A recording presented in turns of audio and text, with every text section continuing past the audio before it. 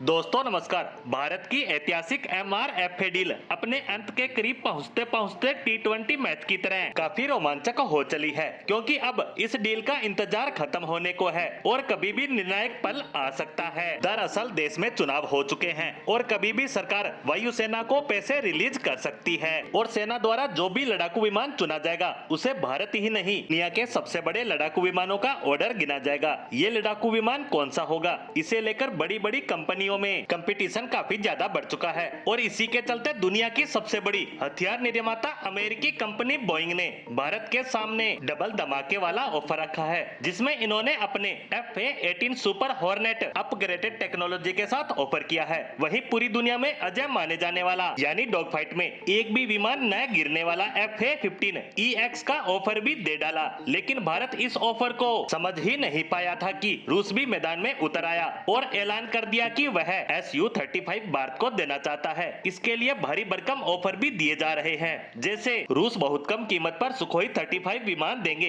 इसकी कीमत अमेरिकी F-21 और फ्रांस के राफेल से बेहद कम होने वाली है। इतना ही नहीं, रूस इसकी 100% टेक्नोलॉजी भारत को सौंपने को तैयार है और उससे भी खास बात, ये लड़ाकू विमान ऐसी कैपेबिलिटी के साथ आता है जो अभी तक किसी भी विमान में नहीं है, और वो है हाइपरसोनिक मिसाइल। दरअसल Su-35 हाइपरसोनिक मिसाइल रेडी विमान है। रूस ने ऑलरेडी इसमें हाइपरसोनिक मिसाइल लगा रखी है और वह इसे यूक्रेन युद्ध में इस्तेमाल भी कर चुका है। यानी भारत जब भी हवा से लॉन्च होने वाली हाइपरसोनिक मिसाइल बना लेगा, वह इसे तुरंत इसमें लगा सकेगा। इसके अलावा ऑफर ये भी दिया जा रहा है कि रूस इसे भारत में बनाने को तैयार है, यानी भारत इसे खरीदता है तो भारत में ही फैक्ट्री लगाकर इसकी सप्लाई सेना को की जाएगी और फ्यूचर में भारत इसकी लाइसेंस मैन्युफैक्चरिंग भी कर सकता है। यानी आज से 20 साल पहले जब भारत ने रूस से Su-30 खरीदा था तो सभी विमान रूस से आए थे, लेकिन बाद में हमें इसका लाइसेंस दे दिया गया था। यानी भारत खुद इसकी मैन्युफैक्चरिंग कर सकता है, जिसे HAL भारत में बना भी रहा है और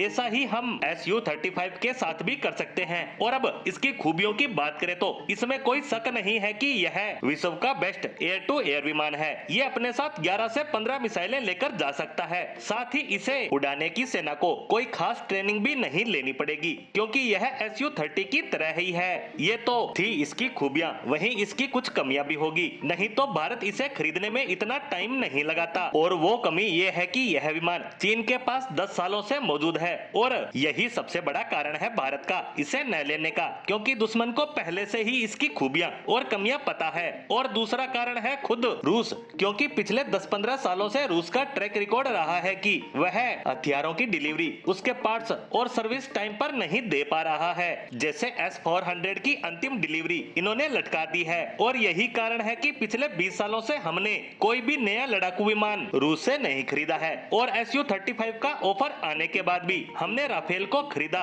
और Su-30 और 35 में 19-20 का ही अंतर है और इस पर ज्यादा ध्यान देने की जरूरत मुझे तो नहीं लगती। इसीलिए हमें अपने दूसरे कमजोर पक्ष को ध्यान में रखकर अपने लिए बेहतर विमान की खरीद करनी चाहिए और उम्मीद ये है कि सेना इस पर ध्यान रखते हुए एक बेहतर विमान का चयन करेगी। इसी के साथ भारत की MRFA डील पर हमारी आज की पोस्ट को यहीं विराम देते हैं। धन्यवाद।